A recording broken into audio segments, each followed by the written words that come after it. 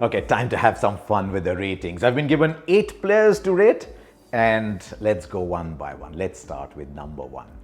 655 runs in a 5-test match series, average 100 plus, strike rate 60 plus, live wire in the field, his captaincy most times outstanding. How do you rate Virat Kohli? And I've decided I'm not going to hold back.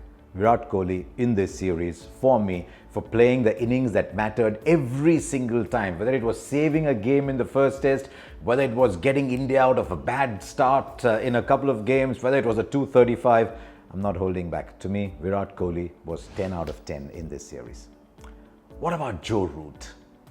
This was supposed to be Kohli versus Root, head to head, right? I thought Root had a magnificent series, averaged 50 plus, scored 450 plus in this series. But I'm going 8 for Joe Root. And the simple reason is that when you're the best player in the opposition, you've got to play match-defining innings. And Root played wonderful little cameos. I mean, cameos by his standards, they were substantial, but wonderful innings that didn't alter the course of a game. And that is why, while I absolutely enjoyed watching Root, he's 8. What about ALASTAIR Cook? Maybe a little bit of a harsh call, you might think, but I'm going 6.5 for ALASTAIR Cook, who averaged about 37. For England to make an impact in this series, Cook had to hold one end tight. He did that once or twice, but as the tour wore along, rather than inspire the side by his performance, he just seemed to get weighed under by the way the series was going. When he came in for the post-match presentation, he didn't look like a 31-year-old. And so Cook has lots of questions. I'm going Cook 6.5. What about Lokesh Rahul?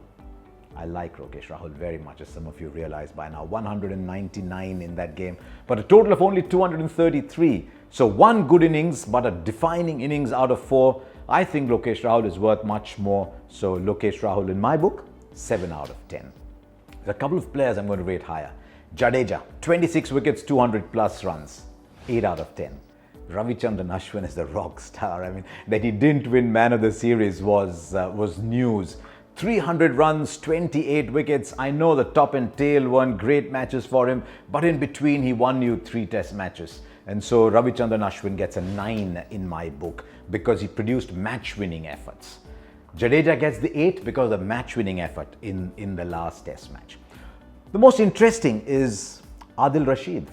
23 wickets. I actually thought he bowled really well. I'm not sure he was used very well. He got 23 wickets, bowling far fewer overs than Ravichandran Ashwin. Maybe 7.5. If he had batted, maybe he'd have got a little bit more, but clearly he emerged as England's #1 spinner.